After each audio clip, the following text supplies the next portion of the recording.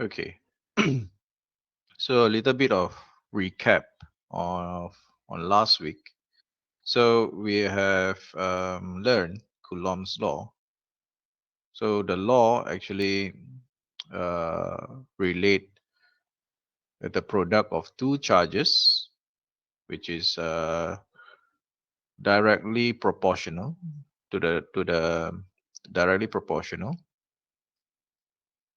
to the product of two charges, and inversely proportional to the distance between the two charge. So basically, we are finding, let's say I have one charge Q1, another charge Q2. The distance between them, between these 2-point charge, is distance r. Yeah, and if let's say I'm going to find what is the force, experienced by Q2 due to Q1, or we can say that what is the force exerted by Q1 onto Q2. So when we say that, when we express in that way, when we make such a statement, what is the force exerted by Q1 onto Q2? That means the force direction. Okay, we will declare that the force direction, it is from Q1 to Q2. This is the force direction. So normally we will say that this is F12. So we say that what is the force exerted? What is the force exerted by Q1 onto Q2? And similarly, when we say what is the force exerted by Q2 onto Q1, and this is the direction. So this is the direction of F21. So that means the force exerted by Q2 onto Q1. So we declare that this is the force direction. Okay. So both have the same magnitude. So for sure, they have the same magnitude because of the product and distance. However, the only difference is the direction of the force. The only difference is the direction of the force. So we have learned this. And we have go through one example calculation. One example calculation. So we have discussed this, and I have also provide some insight where you can apply. This is going to be useful later on. So where we can apply, if let's say the distribution of the charge. So I have said that the position of the charge Q1, Q2, Q3, Q4, according to this diagram here, they are basically symmetrical. Yeah. So Q1 is symmetry with Q2 of the distribution. If let's say we are looking towards the direction of y, so we can see that the distribution is symmetrical about the z-axis. If we are looking into this direction here, we can see that Q3 and Q4 is symmetrical about z-axis, which is how I illustrate here. So if I'm going to look into the direction of y, so Q1 and Q2, it is in the position along x-axis, and it is symmetrical about the z-axis. So why I say symmetrical? Because so if this is, you imagine, this is your axis, where you can imagine it is like a book. So you flip it over. So this point will be end up at this point. So this is what we meant by symmetrical about the z-axis. So same if we view the distribution of charge in the direction of x, So again, we have a symmetrical distribution. So I have given my insight here to you. As I said, it's going to be useful later on when we do some analysis. So now you learn some, perhaps we learn some new term, or maybe you have come across this term before, which is the electric field. So electric field can be produced by any object or any charge object, yeah. So any charge object produces electric field. So even ourselves, we will produce some electric field, but very small intensity, where it is not felt by anyone. So for example, your table as well. So it is, of course, we can't really measure. We can't really let's say any object that is surrounding you. Of course, if it's charged, then the electric field intensity will be higher. So for normally when we mention like insulator object, like your table, make up of insulator, which is not metal, which is not conducting, plastic. Yeah, those are the material which is called insulator, that is not conducting. But again, there are some fields generated. Okay, but it is not felt. As I say, it is not felt. So unlike a charge object, Yeah. So let's consider 2-point charge, positive charge Q, negative charge. The electric field that coming out from the positive charge, it is always directed radially outwards from the charge. So these are the electric field lines. So it is always directly pointing out from the positive charge, the electric field direction. So, and another thing to note is this electric field, these field lines will not cross each other. It won't be like this. You won't see something like this. I mean,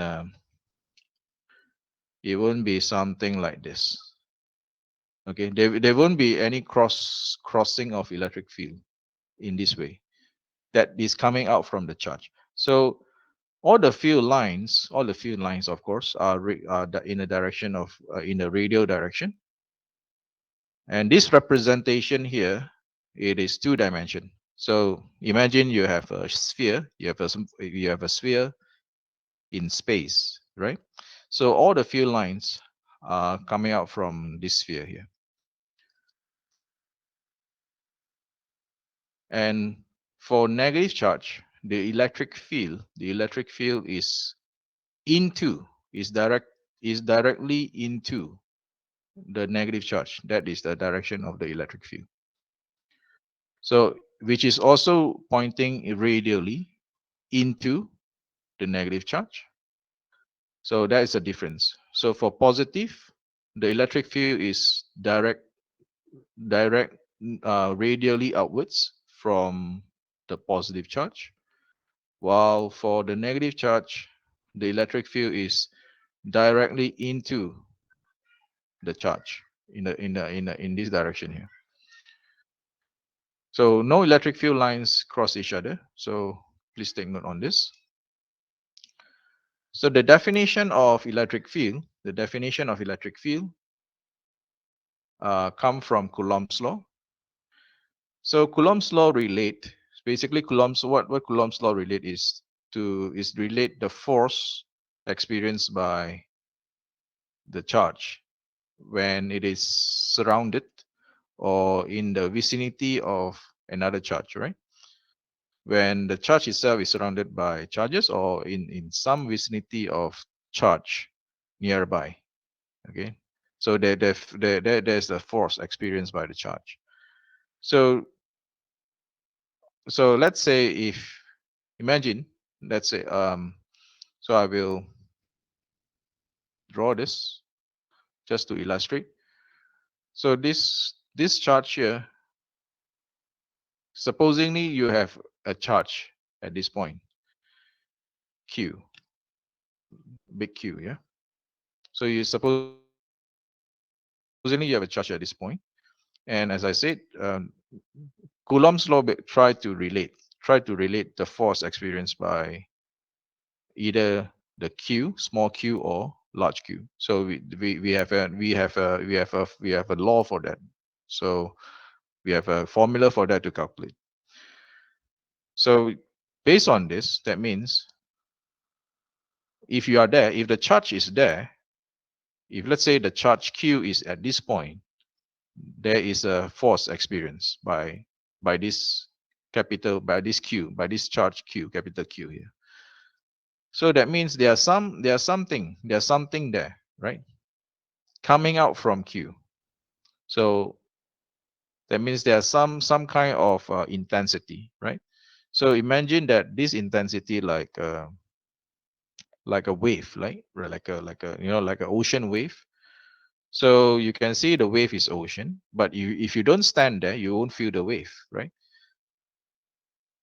So same goes for these charges. When they are present, then they will feel the force.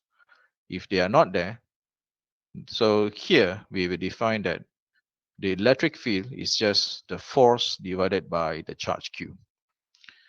So the electric field coming out from Q, small q. So if I have a Q here, then by Coulomb's law, I have a Q here, right? By Coulomb's law. So the electric field is just the force divided by the charge Q. So it is nothing more than removing one of the charge, one of the product of the charge, to say that okay, that is the electric field contributed. That's the electric field contributed by charge Q. So in this case,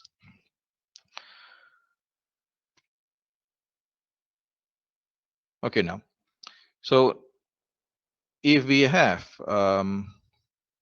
so if we look at this diagram now, so if we look at this diagram, so we have charge Q1, we have charge Q1,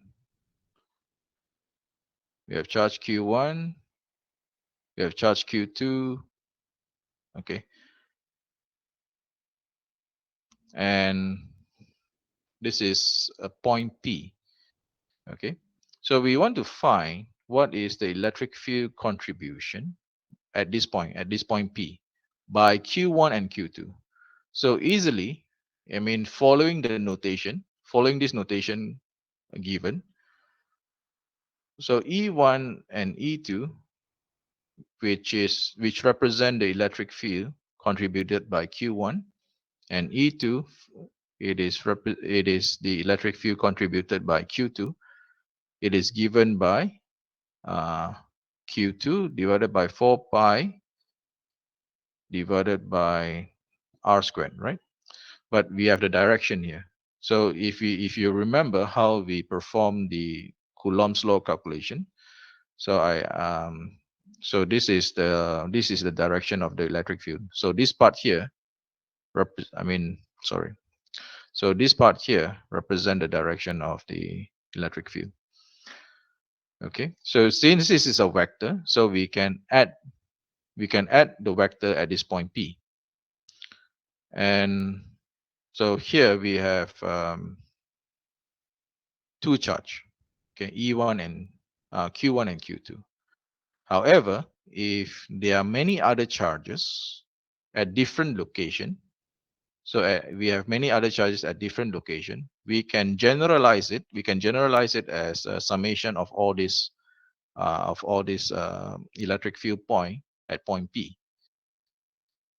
Okay, so we will represent this as a summation. Summation, that means we sum all the point electric field contributed by charge Q1, Q2, Q3 up until Qn. So yeah, so this is the representation. And of course, if let's say this is the point of interest, point P is the point of interest where we want to find what is the force experienced by a charge Q, then we can replace, then we just put a multiplication, we multiply E with Q, then we have the force experienced by the charge Q. Okay.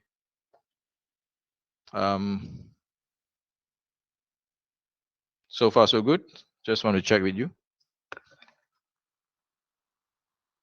Is there any things that you want me to repeat or explain again?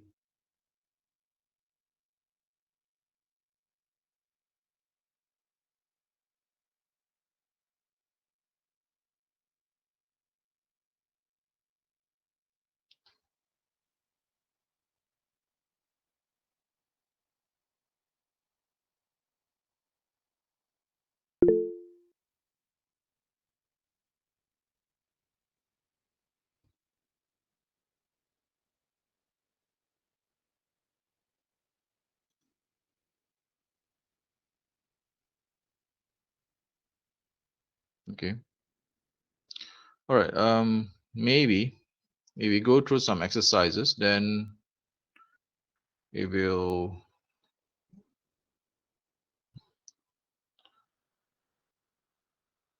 So if we go through some exercises, then some calculation exercises, then this will be more clear to you. So we have 2-point charge now, Q 5 nanocoulomb and -2 nanocoulomb, located at this location 204 and -305 respectively. So determine the force on 1 nanocoulomb point charge located at this point, and find the electric field at this point. Okay. So first,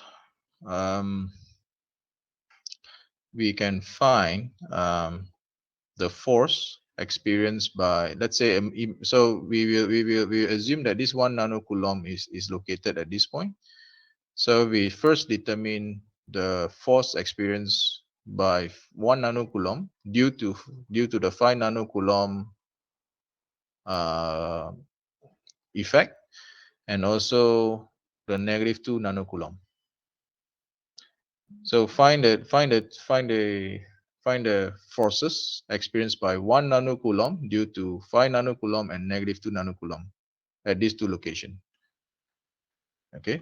So I want you to try this. I want you to try this. Okay. Try to calculate this. Maybe we'll set a time in about 10 minutes, roughly. This could be faster. I mean, 10 minutes roughly. So I'll come back to you in around 10 minutes time. Please try this.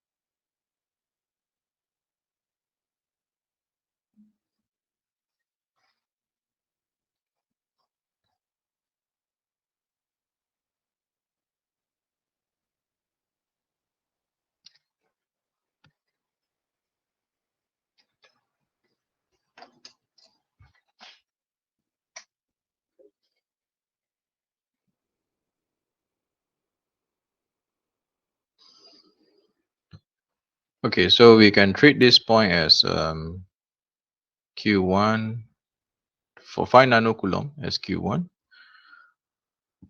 and negative 2 nanocoulomb as Q2. So the location here is P1. This is P2. 1 nanocoulomb as Q3, and the location is it is as P3.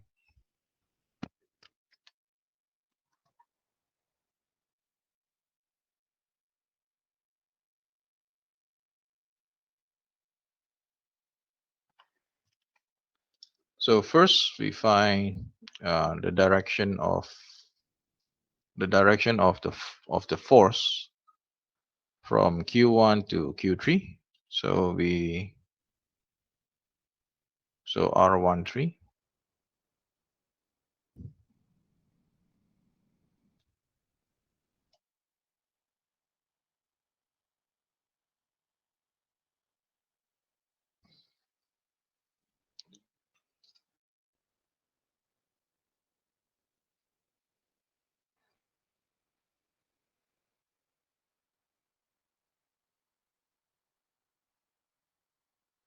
and also R23.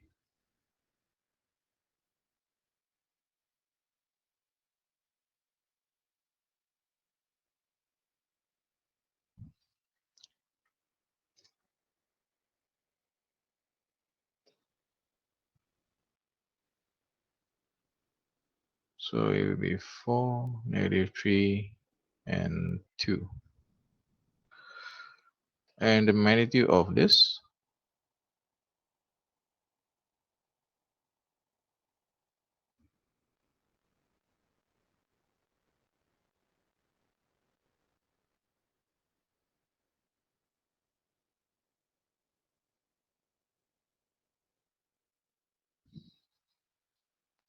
so magnitude of R23.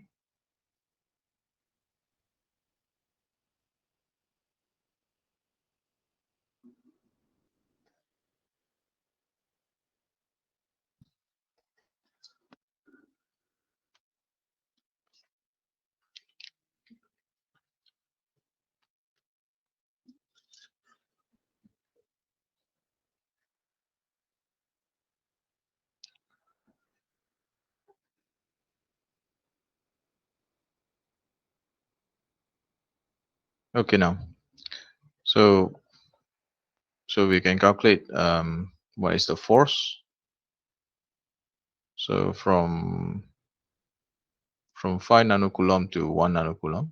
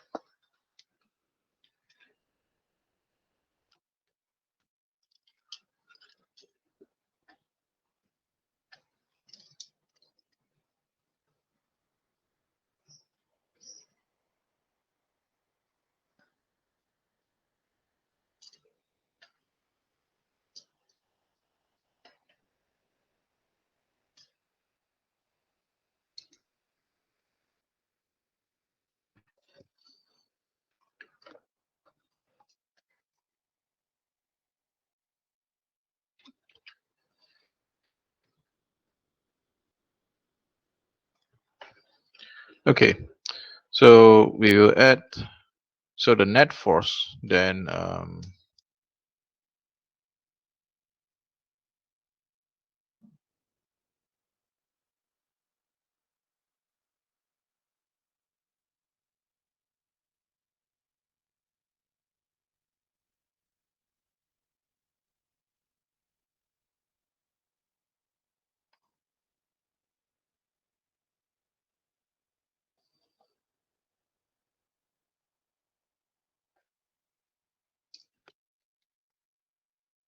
so we add both net force F13 plus F23.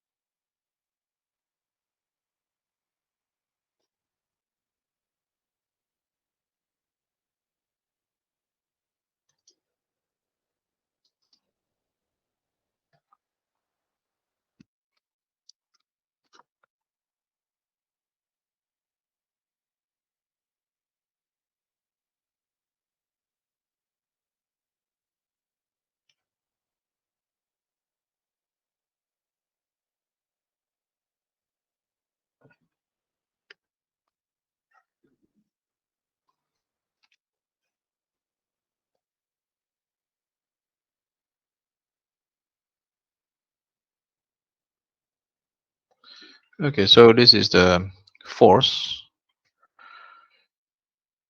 and so we found the force, then so the total force, so let's say this is F total. So F total is the total force here. Sorry. Um,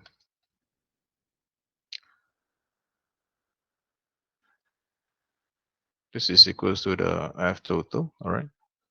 Therefore, for part B, the electric field then, um, so that this calculation for part A.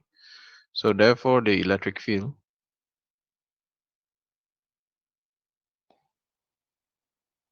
at this point at 1 negative 37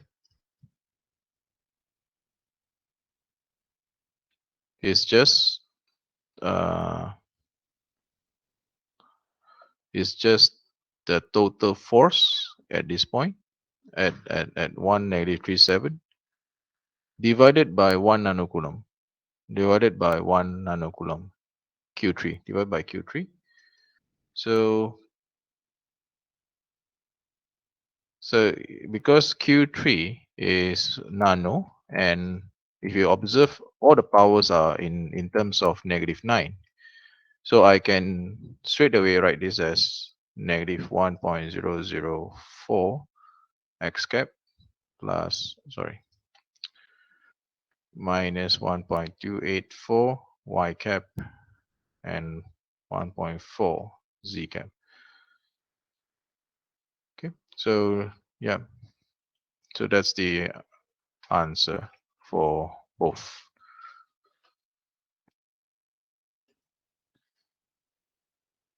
So this should be quite.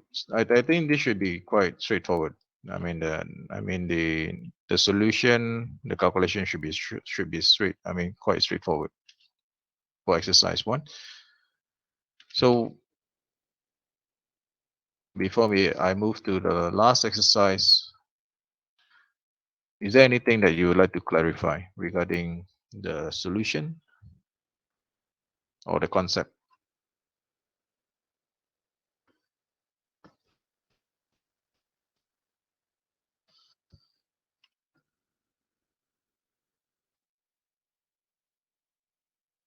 So far, everyone okay?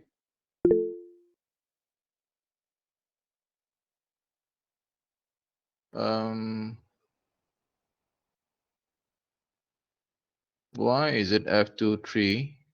2n is negative again. 2 nano is negative again. Is given in the question. Muhammad Adin. It is given in the question. It is negative 2 nanocoulomb.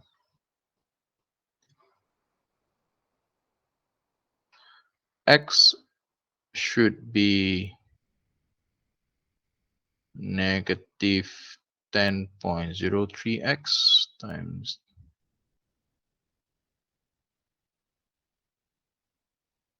the ft.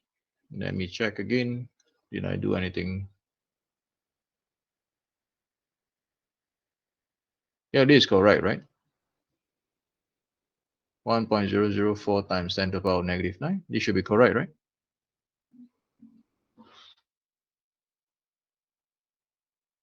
Can anyone confirm?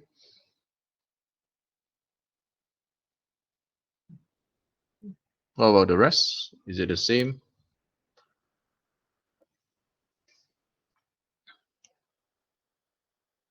For the x component.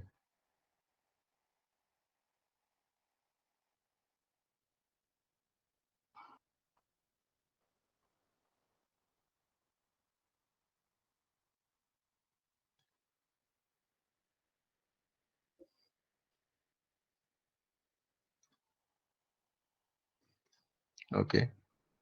Kaibun, maybe you check again your calculation a bit on for the x part. Okay. All right. Um.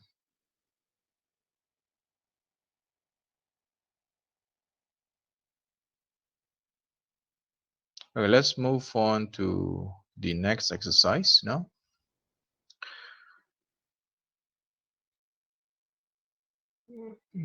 So 2-point charge Q1 and Q2. 2-point charge Q1 and Q2 are respectively located at 40 negative 3 and 201. So Q1 and Q2 is at this location. Given that if Q2 if 4 it is given that if Q2 is 4 nanocoulomb, find the charge of Q1. Find the charge of Q1 such that there is no Z component. There is no Z component. It means that the electric field contributed by Q1 and the electric field contributed by Q2 cancel out it is cancel out for the Z component. It is cancel out for the Z component. You get what I'm saying? So you're asked to find what is the charge Q1. So you're asked to find. So of course the answer is here. So you need to work out. But the idea here is the question state has no Z component. Basically, it means the electric field contributed by Q1 and Q2, it is cancelled out for the Z component only. So assuming that E1 contributed by Q1, it has a X component, let's say E1X, X cap, E1Y, Y cap, and E1Z, Z cap. Yeah. And similarly for Q2, E2X, X cap, plus E2Y, Y cap, E2Z, Z cap. So when they add, at this point, so at this point here, at this point B, so the contribution, this electric field is the contribution at point B. This, this general term, this general expression that I written here, assuming that this general expression, it is contributed at point B. So this electric field. So now these two value, E1Z and E2Z, when we add, it is cancelled off. This is what it means. So the net electric field at point B, the Z component is 0. The Z component is 0. All right. So so do you understand the require? I mean, do you understand what I've explained for this exercise too before we proceed to the solution?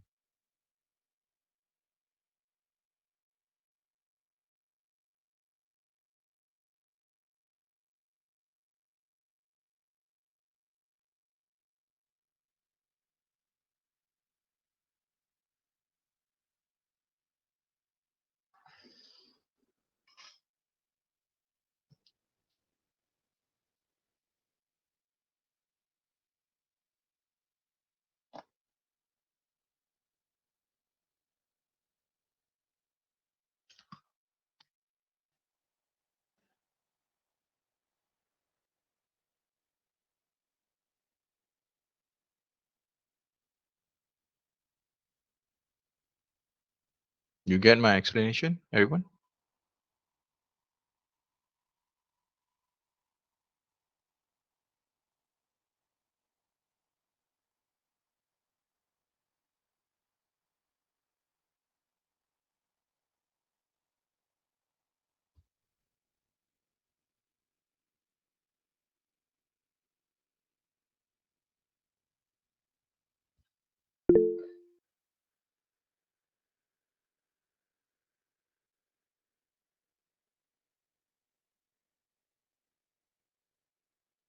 But what is the B? Sorry, Muhammad Ali. You mean what is the electric field? Is it? Well, what is the location?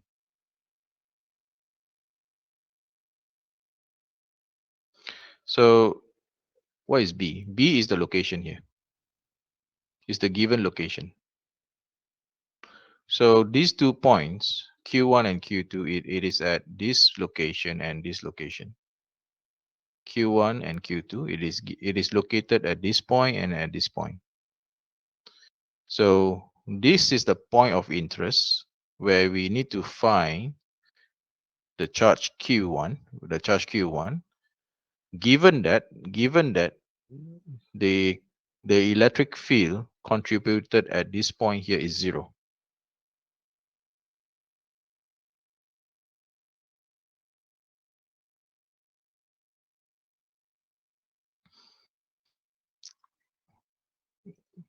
May I know what about the rest? Are you following? Or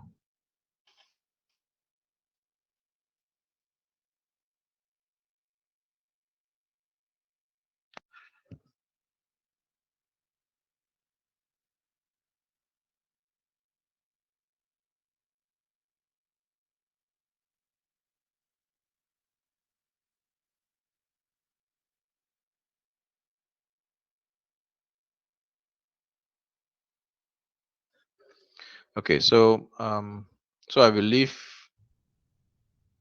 it to you for you to attempt in about maybe 10 minutes time. Then I come back to you for the solution.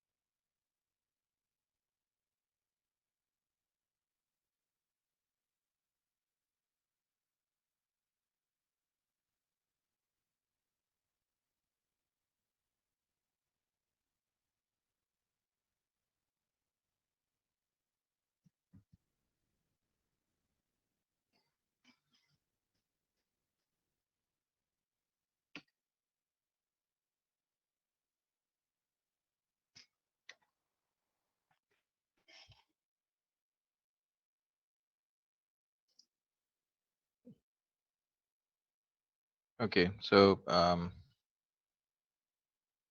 here again we can assign this as P1, point P1, point P2, and B as point P3. Yeah. So we can define as these points at P1, P2, and P3 respectively.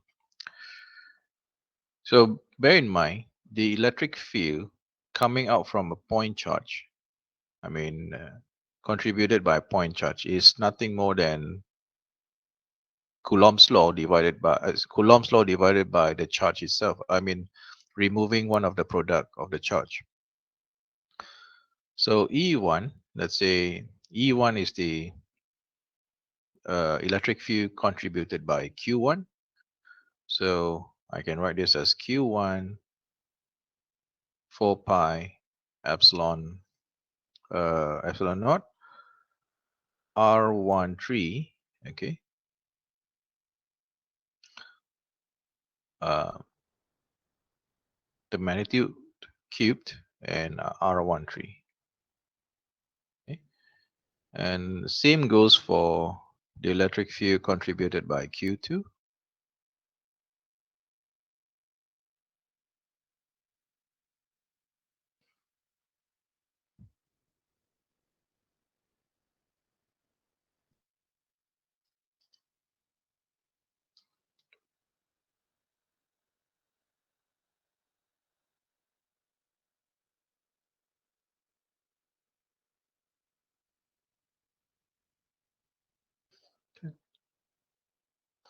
So R13 and R23 represent the position vector pointing from P1 to P3 and P2 to P3 respectively.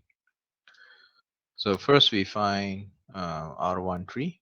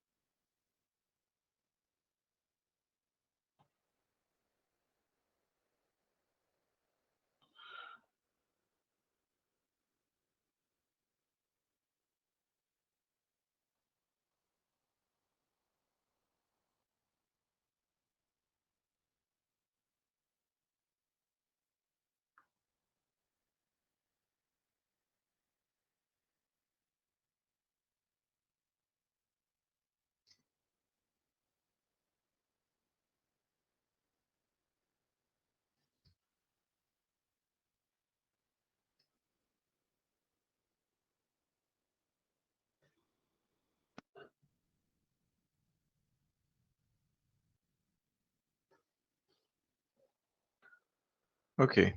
Um, so now, so we have find the position vector for R13 and as well as R23. So the magnitude itself we have also calculate. So bear in mind our objective here is to find the value of Q1 such that there is no Z component. So it means that so I will say that this is E1Z. So the Z component I can write it as Q1 4 pi epsilon naught. This is square root of 82 cubed. And so bear in mind the 9 here is 9 Z cap, yeah? So the 9 is corresponds to the z component from the position vector R13.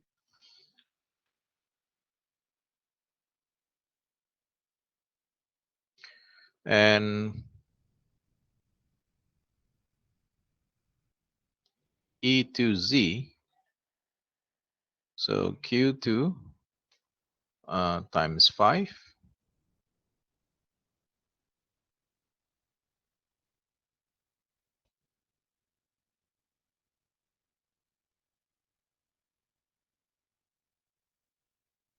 okay. So when we add it, it means that Q1 and Q2. So when we add Q1 and when we add E1Z, that means that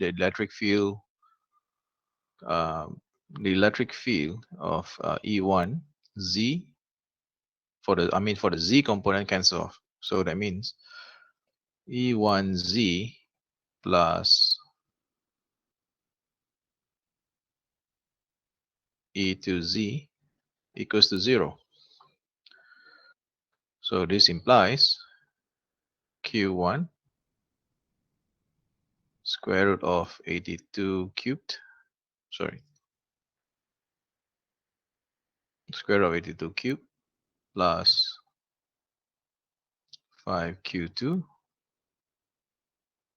square root of 34 cubed equals to 0.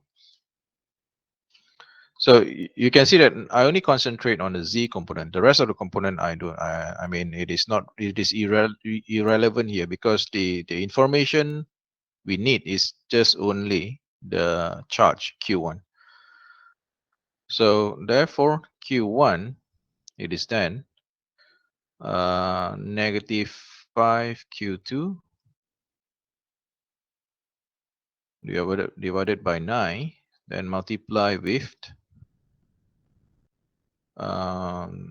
square root of 34, 82 over 34 cubed. Okay. So Q2 is given as 4 nanocoulomb. So Q2 is 4 nanocoulomb. So Q2 is 4 nanocoulomb.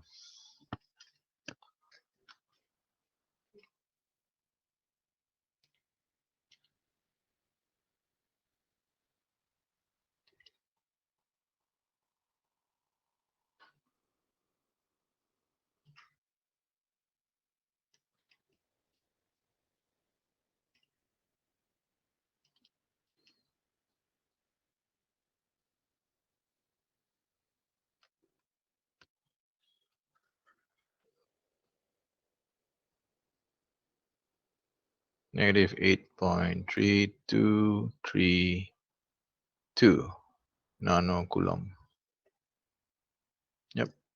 So that's the solution.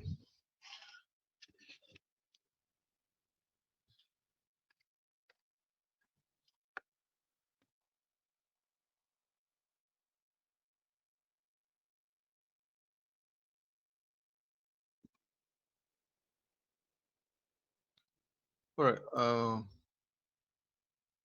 So can you follow the solution that I've presented here?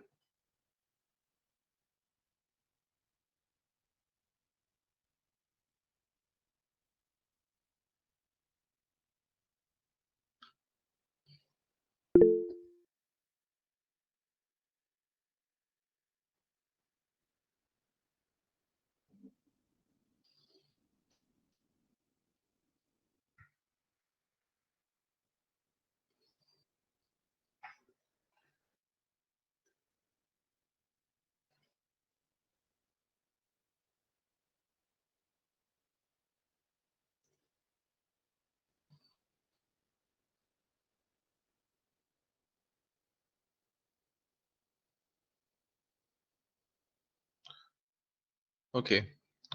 All right.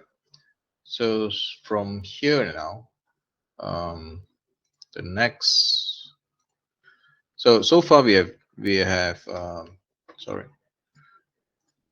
So far we have dealt with discrete charge. Yeah, that means like a point charge, discrete charges. So we are moving to the charge distribution, which is continuous. Continuous charge distribution. So in other words, that when we say distribution, so assuming you have a piece of cake, you want to distribute it evenly. You want to distribute it evenly to 4 people or 5 people or 10 people. Okay, so we cut the cake into 5 pieces, 10 pieces, or so on. So now, when we say the charge distribution is continuous, so we have a few of them here. So we have a line charge distribution, surface. That means when we say about surface, that means the charge distribution is it is all over the surface. The charge distribution, it is all over the surface. Okay. And we have a volume charge distribution. That means the charge distribution is the entire volume. It is distributed over the entire volume. So I come again.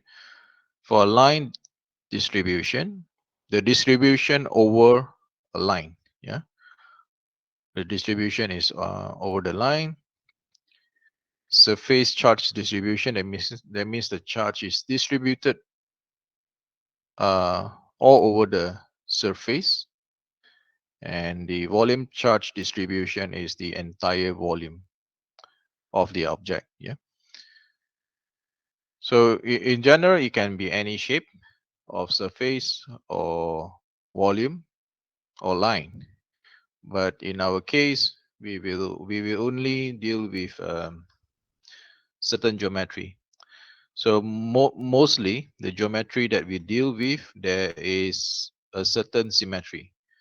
For example, a wire, a line, or a cylinder, or a surface, a flat surface, or a sphere. So these are the few geometrical object that we are going to deal with in this course. So of course, uh, this geometrical, object, I think is challenging enough for your level. So I'm going to present you the analysis now. So this is a bit of a challenge at first, but I hope you can follow. So because this subsequent example, in the subsequent example here, is going to be a bit challenging. I will present you first the analysis, and the analysis itself will cover will cover some of the solution in the tutorial. Okay. So I mean not all the tutorial, some of the solution for in the tutorial that that requires similar train of thoughts. So I want you to follow the train of thoughts, my explanation, and how we approach this problem later on. So we will start with the line charge distribution. So um, so the next page, you can see that here we involve some integration here. Okay. So how is this integration? Um, how is this integration comes about? So earlier we only deal with point charge, right? We only deal with discrete charge. That means from one point to another point. So the calculation is quite straightforward. And how is it that the development of the calculation for electric field involve integral now? So how is this possible? So I will tell you a concept. How this development comes about. So So consider for part A only. Consider for part A only for a line charge distribution. So assuming that you have a point here, you have a point here, a point of interest where you want to find the electric field, a point of interest. Let's say point P. Okay. So rho L is a line charge distribution. It means that rho L is a charge density. So it represents charge density. So the unit for rho L is basically the unit is Coulomb per meter. So the dimension of rho L. So rho L represent charge density, line charge density. So this is line charge density.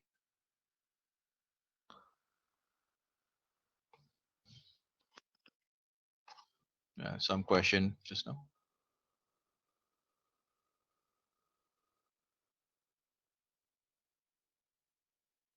Someone raised their hand or some question coming in?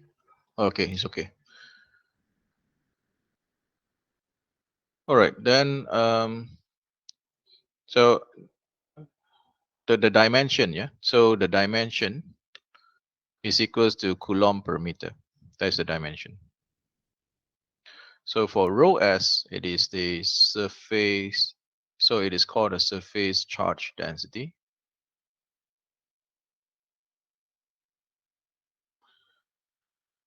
So rho s as Coulomb per meter cube.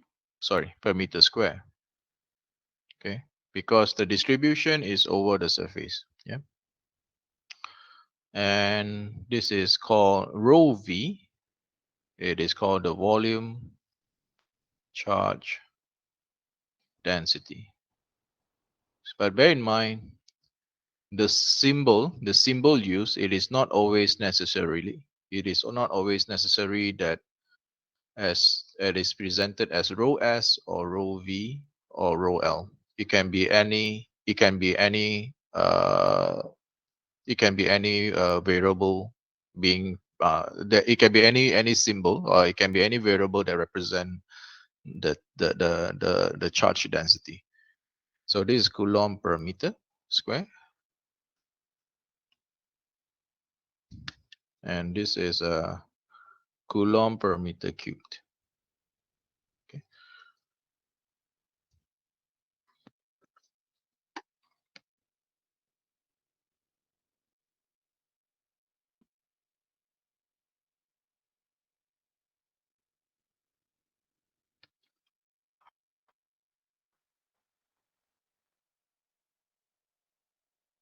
So Coulomb per meter. Okay. Cool. So there's rho L, Coulomb per meter square is for the surface charge density, and volume charge density is Coulomb per meter cube.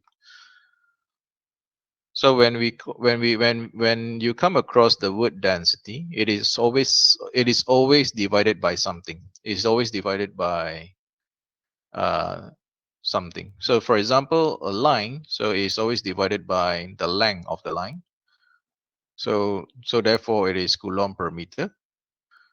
And surface charge density, so it is always divided by meter square or over the surface. And volume charge density, it is always divided by the volume per meter cubed. Okay, so come back to our discussion here. So assuming that now we have a point P where we are interested in calculating the electric field at this point, given this line charge here. All right. So let's say, so you can see there's a few crosses here represent. So assuming now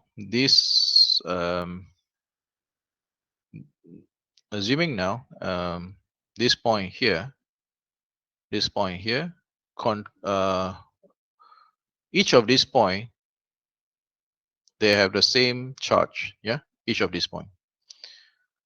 So contributed as, let's say this R1, okay.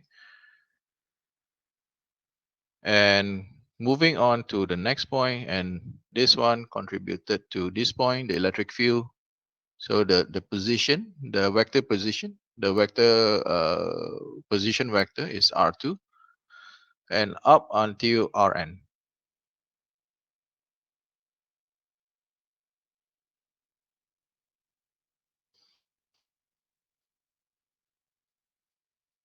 So all this, they have their own vector position. So by using vector notation for point charges, so assuming now it is a point, yeah. So we treat these charges as discrete now. We, as I said, so follow my statement. We treat these charges as discrete point. Okay, these point charges as discrete point, because our definition from our definition from for Coulomb's law and also electric field, it is only it is defined for point charge distribution. So the point charge are now assumed, these point charges are now assumed discrete over the line now. Okay, so let's say this is point 1 and this is point n. Okay, so we have E1, so Q1 over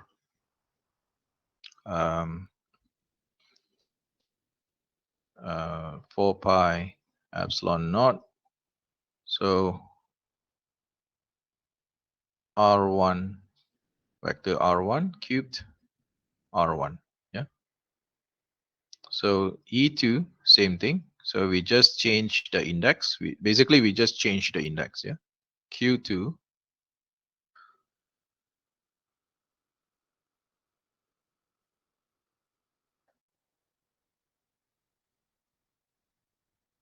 okay, and up until E of n.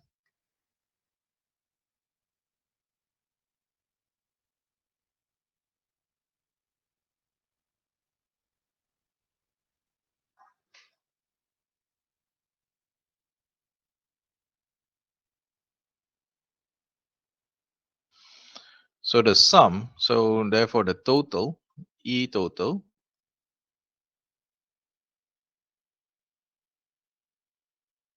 so you have seen this, development, I mean, you have seen this development before. I mean, before this, there's a few slides before that apply this, that apply the summation, yeah, the summation notation.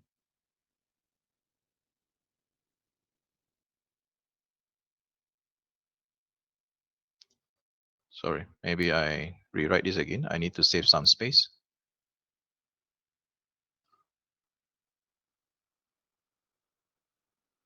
So the total is just E1 vector plus E2 vector plus E plus up until E of n. Yeah. So I can represent this as a summation for I equals to 1 up until n. Okay. So Qi divided by 4 pi epsilon naught Ri. Okay.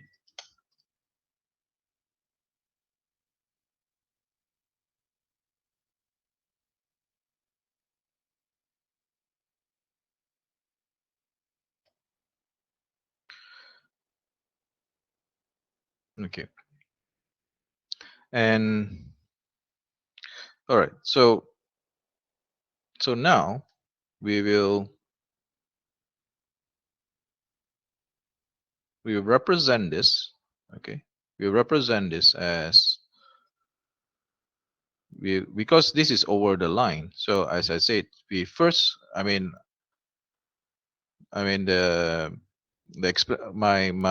train of thoughts here is, so I will represent this point. As I said, we treat these charges as a discrete charges, as a point charge, right?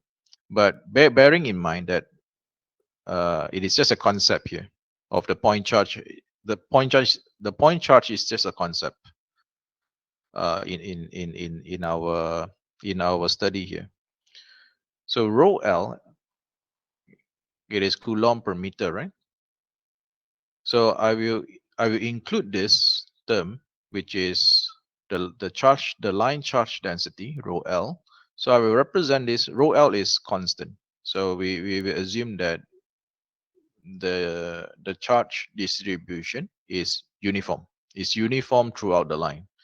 So these are uniform. All these charges distributed uniformly along the line. So I can write this as rho L. So I can write this as rho L delta I delta L delta Li. Okay. So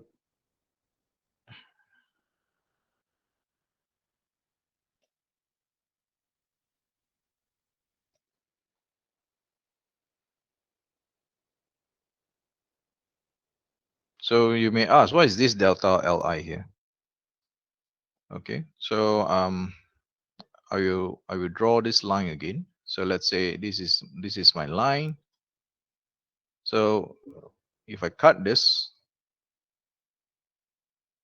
so if I cut this as delta Li, L1, and this is delta L2. So this delta here normally represent a small length.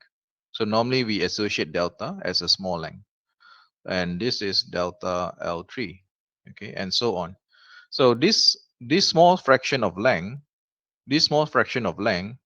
represent the point charge basically. A very small fraction of length represents the point charge. So this is basically what it means.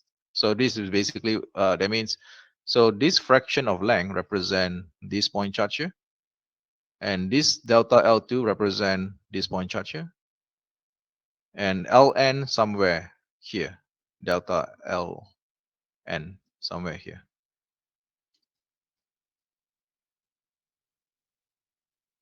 So delta Ln, okay, which is somewhere here, okay, for that represent this point. So here I just magnify a little bit to show that the segment, a very small length segment that represent the point charge.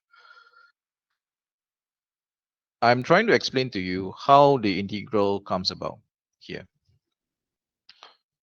And if we increase the line segment, okay, if we increase the line segment even more, if we increase where this n is tends to delta.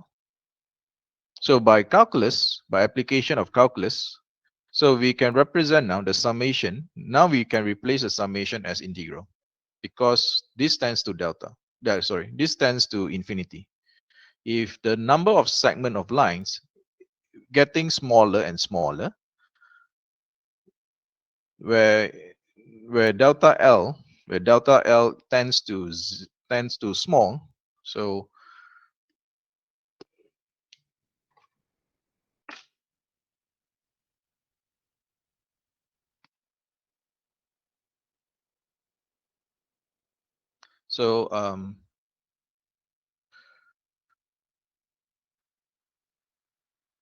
if n tends to infinity, okay, if n tends to infinity, so we can say that if we're going to increase the number of this segment here, and delta Li tends to 0, because if we're going to increase the number of segment in the line, that means we need to cut more, right? We need to have a more number of segments. So if it tends to infinity, so this segment delta L1, L2, and L3. So and subsequently, it's getting smaller and smaller and smaller. And from here, so therefore, by application of calculus,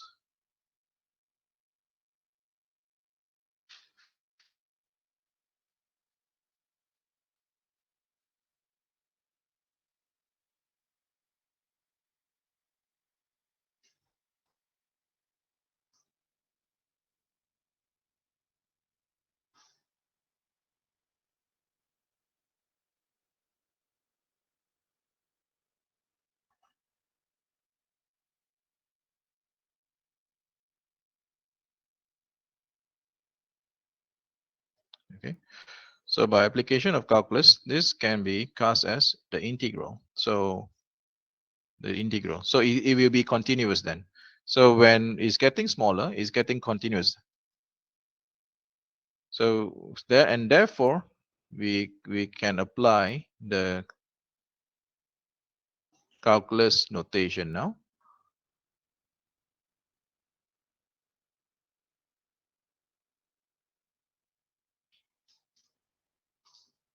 Okay. All right. So so far my explanation on the concept, is it uh, understandable? I mean, do you get the idea of this?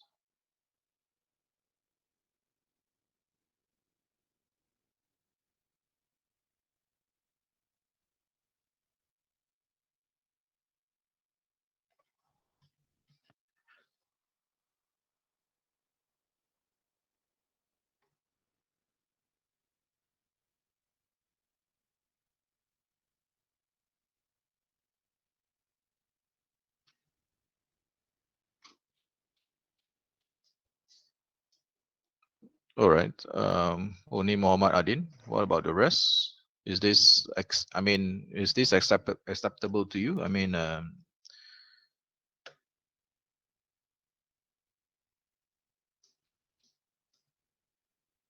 do you follow? I mean, so far the explanation that I have given out.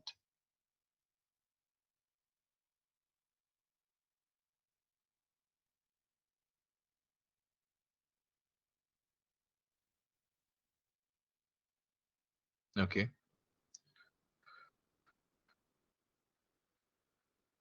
All right. So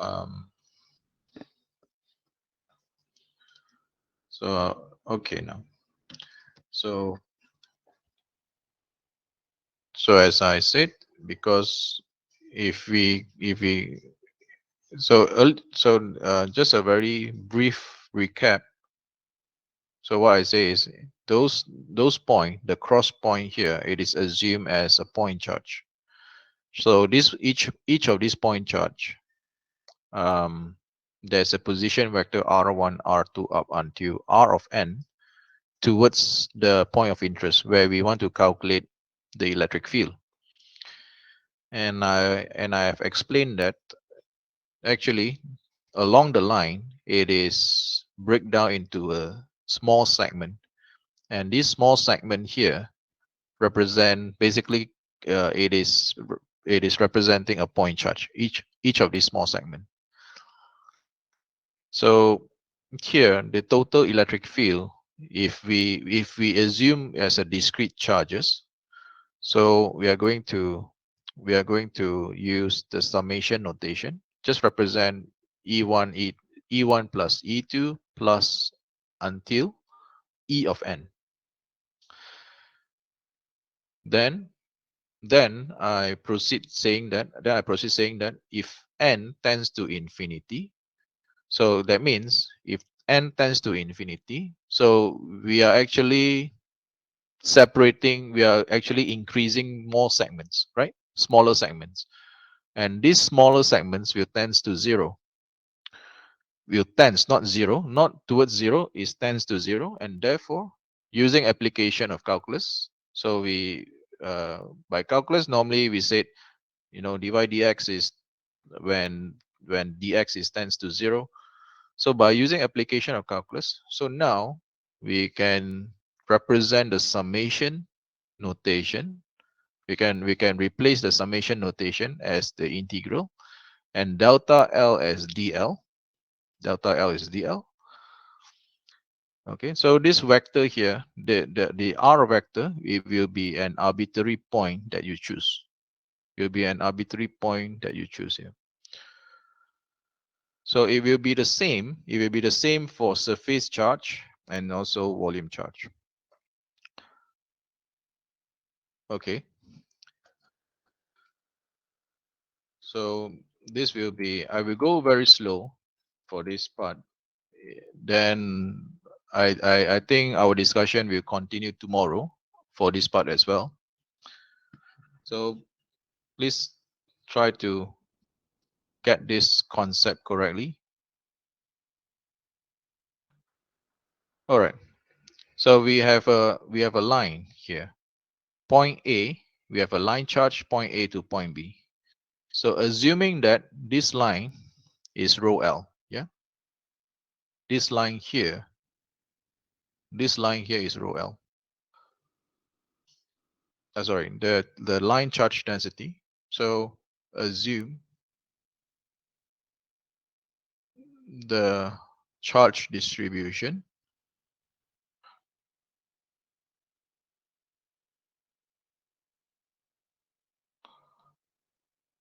is uniform along A to B. Okay.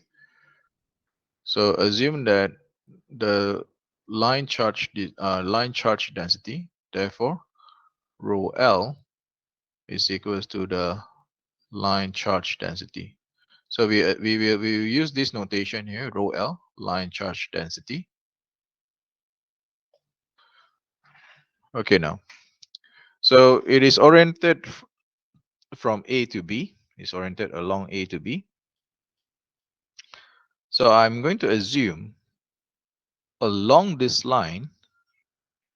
So I'm going to assume that along this A to B, I pick an arbitrary point. So this is the arbitrary point here.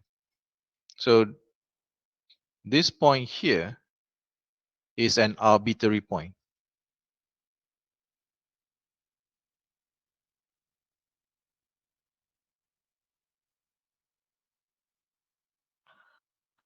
Is an arbitrary point chosen. So you can choose anything. You can choose anywhere. Okay, but when we write down the vector, the position vector of, so we are assuming that dl is this here. So here is the point charge, right? So here we assume the point charge. So it is pointing towards, I mean, at a point where it is in the point of interest where we want to find, the electric field. So the point of interest here is XYZ. The point of interest here is XYZ. So the position vector R, I can write it down as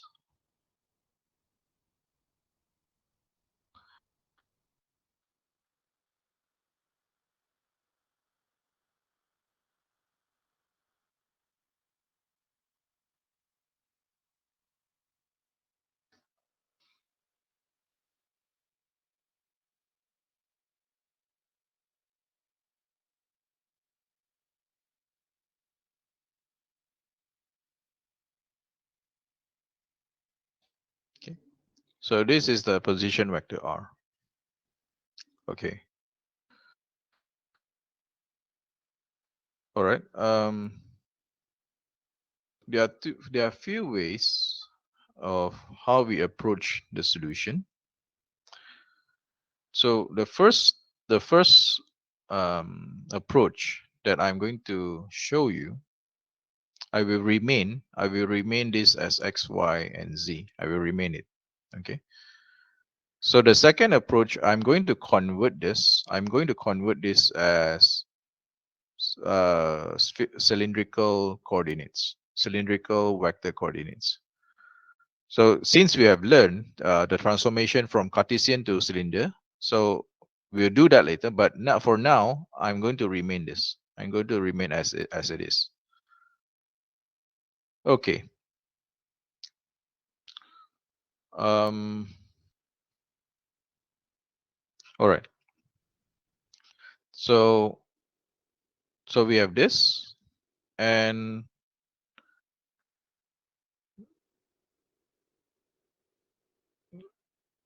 the electric field. The electric field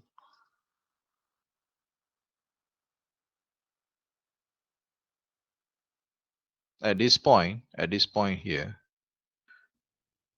is written as rho L. So dl, so 4 pi epsilon naught r cube r vector r. Okay. So the magnitude of r, it is square root of x square plus y square plus z minus z cap. Sorry, z minus z prime square. Okay. So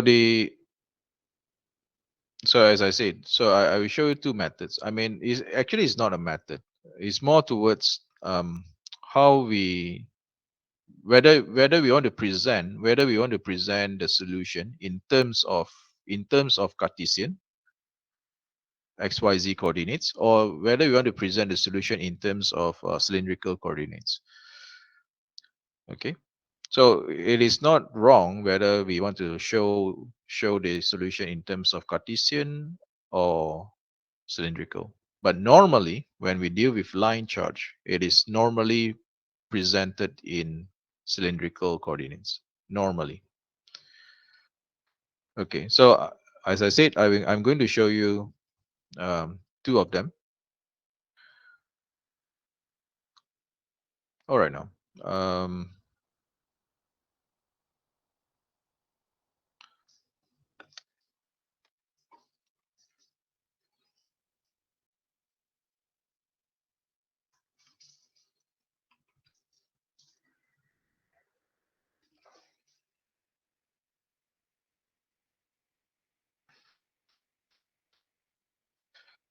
okay. So now E can be rewrite as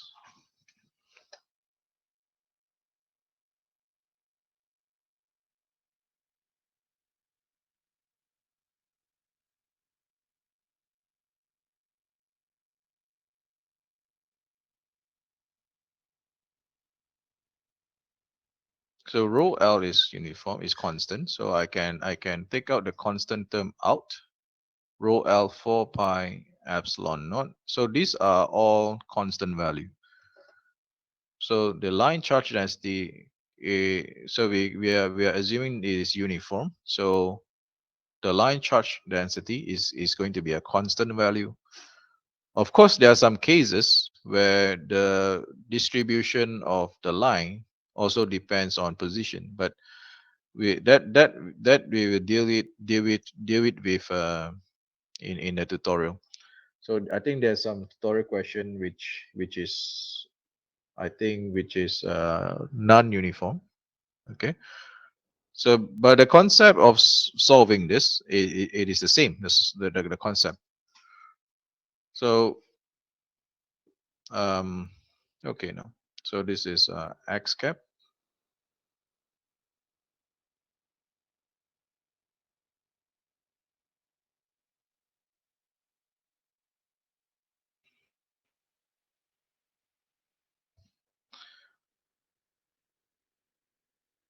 Oh, sorry.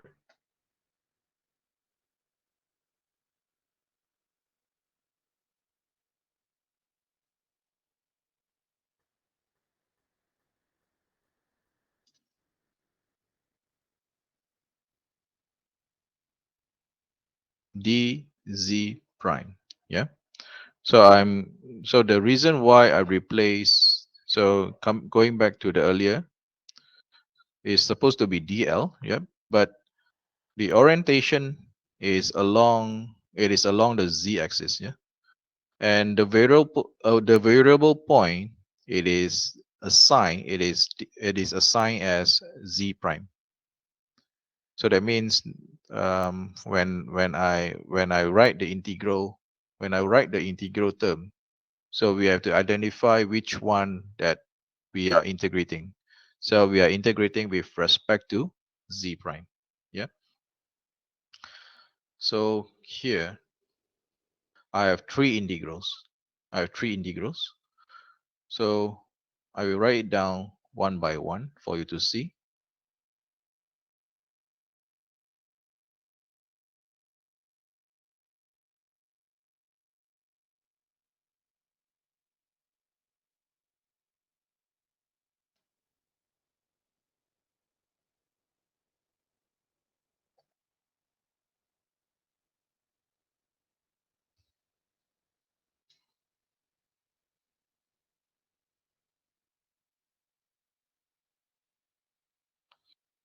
So I'm just writing it for each of the component x, y, and z.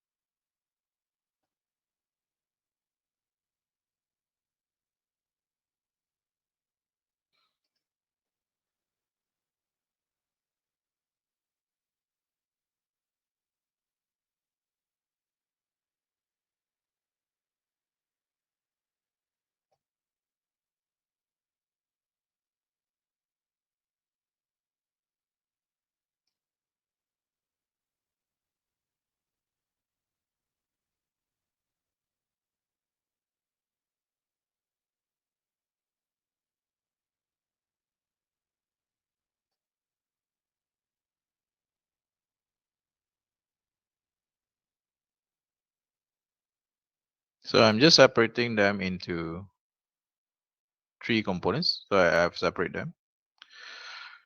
So bear in mind the variable of integration. The variable of integration is z prime. The variable of integration. So let's deal with. So if we deal with x, then y will be follow suit. Well, y will be the same, have the same solution.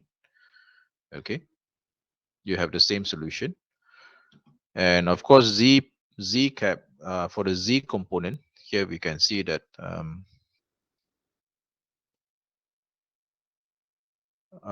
we do not have a integration table. So for myself, normally I will use variable of substitution. So I will use variable substitution to solve this. So okay. So as I said, if we solve x, so if we manage to obtain, if we manage to obtain the integration for this term, so for the y component will follows the same. Okay. So in this case, the x and y in this case, it is basically a constant in this case for this integration, right? So as I said, the variable of integration, I mean the variable of interest that we are going to integrate with along z prime. So essentially, we are integrating from point A to B, from point A to B. Yep.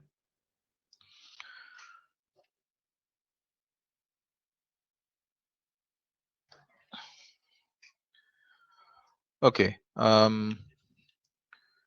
So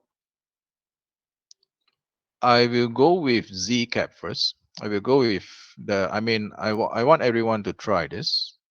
I will go with z cap first. Then maybe tomorrow, then I will discuss x and y. I mean the solution for x and y. So for z cap, so here I think you do not for z for this component.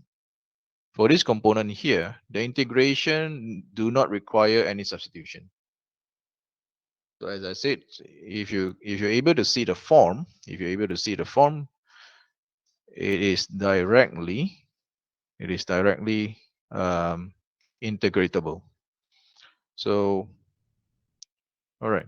So I want you to try this. Only obtain the integration for this component for now, because I don't think we have enough time to complete the solution for today. So as I said, our discussion will continue tomorrow. But for now, I want you to obtain this term here. What is the solution for this term? 5 minutes. As I said, it does not require substitution. It should be quite straightforward.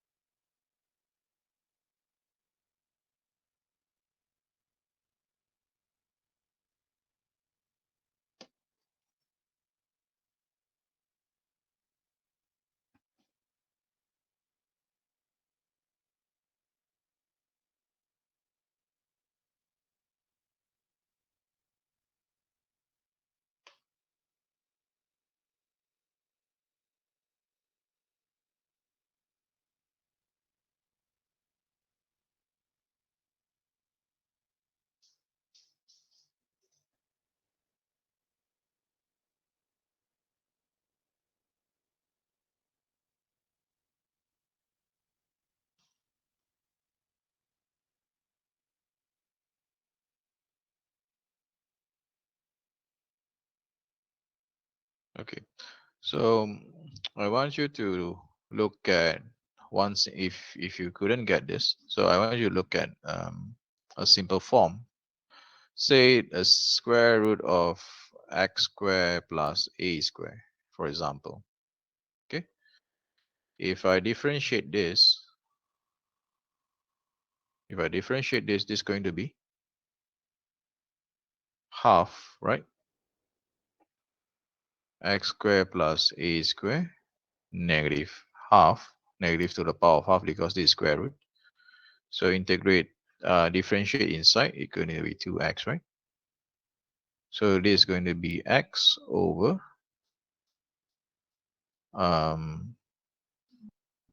x squared plus a squared square root. So am I right? If you differentiate this term here, it is going to be, so the result is going to be this, right? Everyone agree?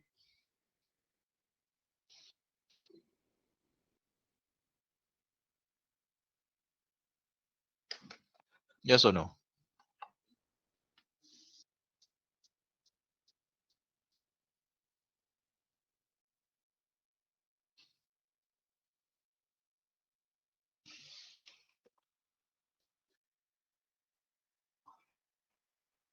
So if you look at the form, then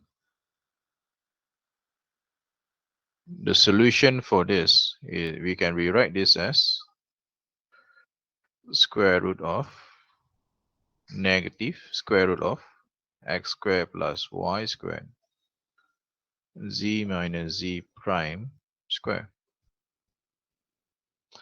So there's a negative sign in front because of this, because of the minus z prime term. So if by looking at the logic that I have explained to you, so if I differentiate z minus z prime term inside the square root, it is going to be negative, is going to be negative 2 z minus z prime, because the negative part here, right? So if I'm going to differentiate the whole term, this is going to be this form again, if you get what I'm saying. So I repeat, if I'm going to differentiate this, it's going to be this form again. So the integration is this. This is the form. This is the solution. So I will stop here now. Tomorrow I will continue with this discussion, which include the limits, yeah, which include the limits. So all right, before we end, just a quick discussion. Okay, we are going to have we are going to have a break next week. Is a Chinese New Year. So may I know, for lecture replacement, um, for lecture replacement. So let me share with you my timetable.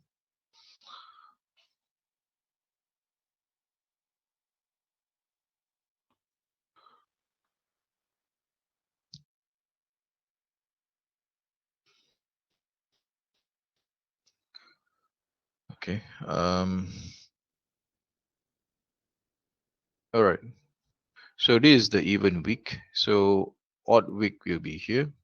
So the affected one, there's one affected tutorial class and there's one affected lecture class. So I plan to replace a lecture class next week. If possible, I will replace also the tutorial class. So this lecture class, most importantly, is it possible for me? I'm not sure about REE3. Is it possible for me to replace it on Thursday? Anytime on Thursday. So if you look at my timetable, it's quite packed. So I have some slot in the morning, Tuesday. and I have a full slot here, but we are going to, if like that, we are going to have like, 5 hour straights for Thursday, if you want Thursday. Friday I have some slot as well, but to find appropriate time that RE2 and RE3 can attend is a bit difficult for me. So can someone suggest here so that both REE2 and RE3 can attend the replacement class?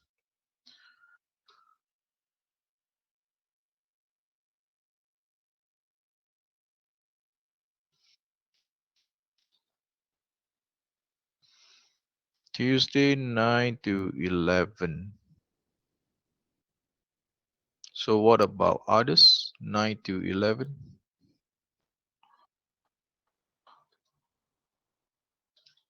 Is RE3 okay?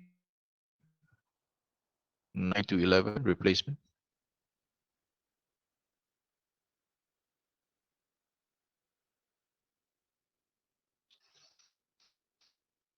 Friday after 1 p.m.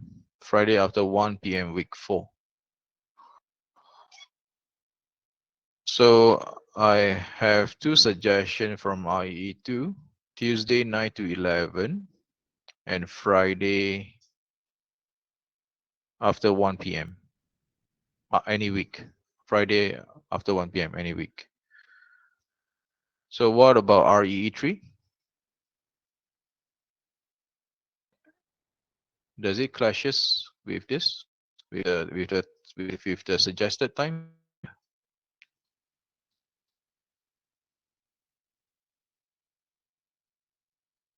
Tuesday got class.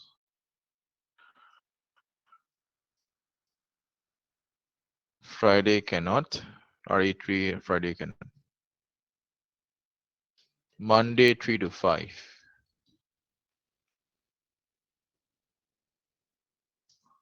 Monday 3 to 5. Is it all right?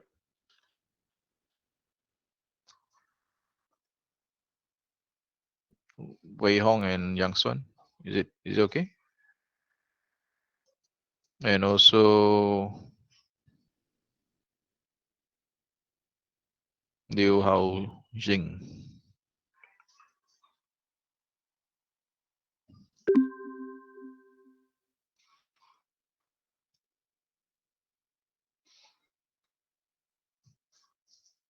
Yang Xuan also cannot. Monday 3 to 5, all right. Wei Hong, what about Monday 3 to 5?